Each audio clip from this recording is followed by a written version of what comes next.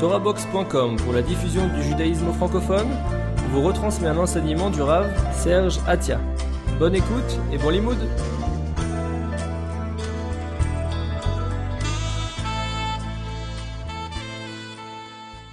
On va regarder maintenant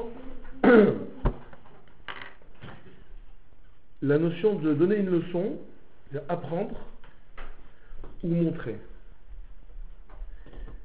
Alors, évidemment, je ne vais pas vous raconter une banalité, évidemment, vous savez toutes, vous avez entendu 10 fois, 20 fois, 1000 fois, que l'exemple est beaucoup plus percutant que la leçon.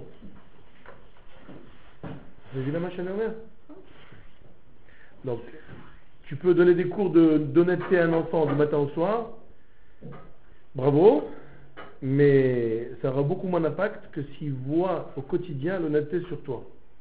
Alors, je vais vous expliquer maintenant, ça vous le savez, mais je vais vous expliquer quelle différence il y a fondamentalement entre la leçon et l'exemple. Alors, premièrement, première différence, c'est le temps. L'exemple ne peut s'inscrire que dans le temps et la répétition.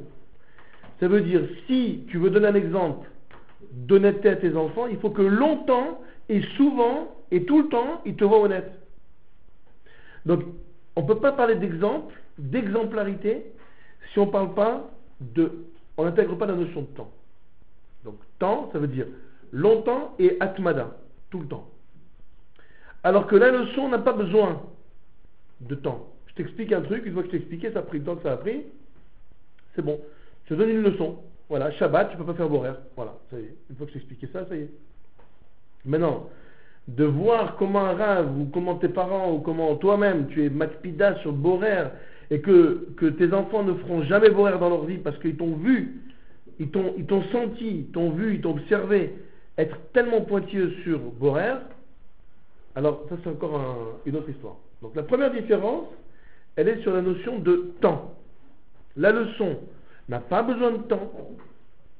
L'exemple ne peut pas exister sans le temps. D'accord ? Donc c'est parce que tu as montré une fois un exemple à un enfant que ça y est. Ça ne veut rien dire ça.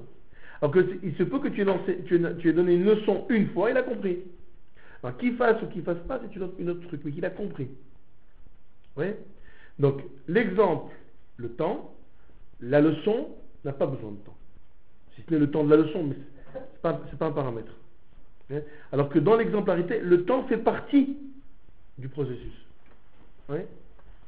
Alors ça c'est une première différence. La deuxième différence, elle est psychologique. Ça veut dire que qu'est-ce qu'on veut ? On veut être mashpia sur un enfant. On veut avoir une ashpa'a sur l'enfant.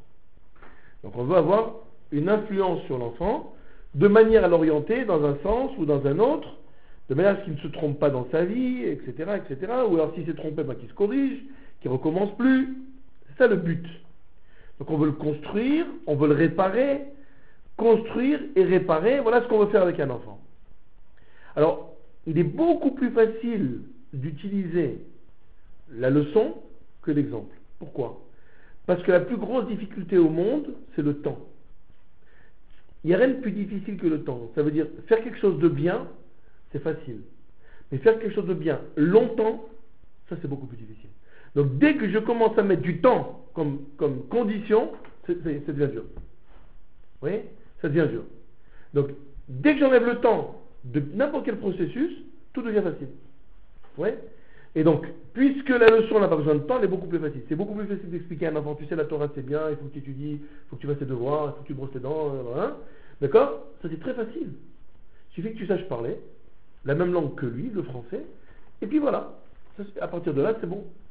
Ouais. Il veut pas, tu lui mets une, et on recommence.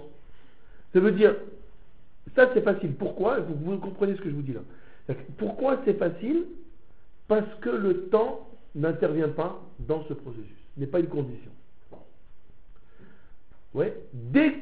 Alors que l'exemple est beaucoup plus dur. Pourquoi ? Pas parce que c'est dur d'être exemplaire.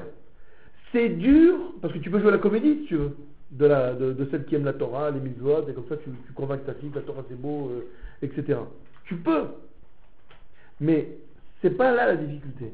La difficulté, elle est dans le fait que je ne peux pas parler d'exemple si je ne parle pas de temps. Ça dure longtemps, c'est tout le temps, et c'est à chaque instant, etc. Ça, c'est...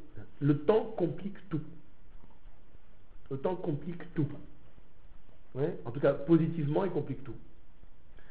Alors, ça c'est une deuxième conséquence, ça veut dire facilité, difficulté, qui est une conséquence de la première différence, qui est le temps et pas le temps. Maintenant, il faut savoir que pour avoir une influence sur quelqu'un, il faut être en phase avec la personne. Ça veut dire, il faut être dans son rythme. Chacun a un rythme. Il y en a qui sont vifs, d'autres qui ne sont pas vifs. Il y en a qui mettent longtemps, il y en a qui sont rapides. Il y en a qui comprennent l'humour, il y en a qui comprennent la tristesse, il y en a qui comprennent la mélancolie. Et en tout cas, il y a un rythme. Chacun a une sorte de tempo, de vitesse, je ne sais pas comment on peut appeler ça, et il vibre à une certaine fréquence. Tu influences la personne que si tu te mets à sa fréquence. C'est comme ça que ça marche. Oui, c'est comme ça que ça marche. Un rave avec ses élèves, un père avec ses enfants, c'est toujours comme ça. Tu peux impacter si tu te mets à la même fréquence. Or, un enfant, par définition, c'est quelqu'un qui est en train de grandir. Il pousse. Donc physiquement, il grandit, il mesure 1 mètre, il mesure 1m10, etc. D'accord, il grossit, il évolue. Et donc, mentalement, il est dans ce rythme-là, ça veut dire, en même temps, il bouge beaucoup, mais en même temps, il a une évolution qu'on ne voit pas, mais qu'on constate. Tu ne vois jamais un enfant grandir. Un jour, tu dis, tiens, il rentre plus dans ses chemises. Tu ne l'as jamais vu. Un jour, tu constates qu'il rentre plus dans sa chemise. Elle devient trop petite. D'accord, il faut lui changer son manteau. Trop petit. Pantalon, hop, ça marche plus. Mais tu l'as jamais vu, ça. Un jour, tu constates. Ouais. Donc, il y a tout un phénomène. Qu'est-ce que tu constates dans le chinour? C'est que tu vas investir sur l'enfant, et si tu attends de l'instantané, il faut que tu saches. Tu te mets le doigt dans l'œil jusqu'au coude. Parce que l'instantané, ça n'existe pas chez un enfant. Il faut que tu saches investir longtemps, souvent, pour un jour espérer, non pas le lendemain, mais un jour, tiens, c'est marrant, le gosse, il a percuté. Il a évolué. Mais tu ne le vois jamais évoluer.